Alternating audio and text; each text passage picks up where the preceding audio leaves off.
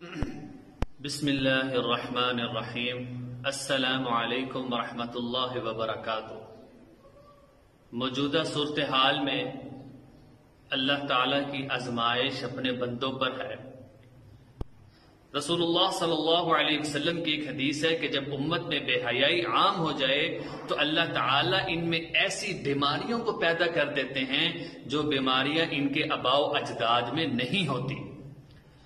لہٰذا آج کی گفتگو میں ہم ایک مسنون دعا پڑھیں گے کہ مسنون دعاؤں میں سے ایک دعا رسول اللہ صلی اللہ علیہ وسلم نے ارشاد فرمائی ہے۔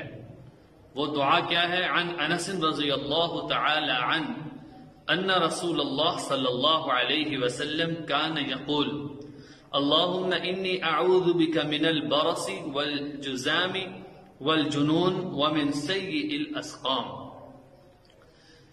رواہ النسائی۔ حضرت انس رضی اللہ تعالی عنہ فرماتے ہیں کہ رسول اللہ صلی اللہ علیہ وسلم فرمایا کرتے تھے کہ اے اللہ، میں تیری پناہ چاہتا ہوں برص، کوڑ، جنون اور بری بیماریوں سے۔ اس کو نسائی نے روایت کی ہے۔ اس حدیث سے یہ پتہ چلا کہ یہ جو وائرس ہے آج کل جو چلا ہے، یہ وائرس بھی ایسی شکل اختیار کر چکے ہے گویا کہ اس کا علاج نہیں ہے۔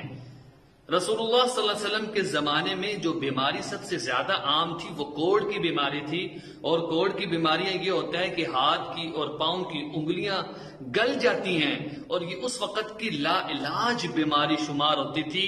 بہت سے لوگ اس بیماری کا شکار ہوتے تھے، یہاں تک کہ کچھ عرصہ پہلے ہندوستان میں یہ بیماری بہت عام ہوئی تھی۔ حضرت اشرف علی تھانوی رحمہ اللہ نے لکھا ہے کہ ہمیں وہ وقت یاد ہے کہ جب ہم نماز پڑھتے تھے اور ایک نماز کے ساتھ 20 جنازے پڑھتے تھے۔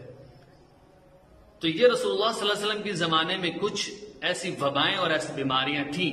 چونکہ آج بھی یہ صورتحال ہے، لہٰذا جو آدمی صبح و شام اس دعا کا اہتمام کرے گا، اللہ تعالیٰ اس کی ہر آفت، ہر مصیبت اور ہر بیماری سے اللہ تعالیٰ اس کی حفاظت فرمائیں گے، اور اللہ تعالیٰ عافیت والا معاملہ فرمائیں گے، اور ہر بیماری سے اللہ تعالیٰ اس کی حفاظت فرمائیں گے۔ دعائیں کہ اللہ رب العزت ہمیں اس دعا کا جو کہ مسنون دعا ہے صبح و شام اس کا اہتمام کرنے کی توفیق نصیب فرمائے۔ وآخر دعوانا ان الحمد للہ رب العالمین۔ السلام علیکم ورحمۃ اللہ وبرکاتہ۔